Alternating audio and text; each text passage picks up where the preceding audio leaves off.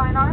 So for your continued safety and the safety of those around you, we just ask that you remain seated with your seatbelt securely fastened and refrain from moving about the cabin and using the washrooms at this time.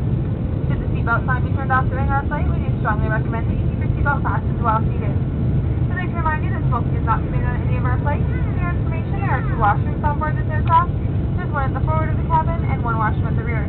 Each of these washrooms is equipped with a sensitive smoke detector, and tampering with the smoke detector is a federal offense.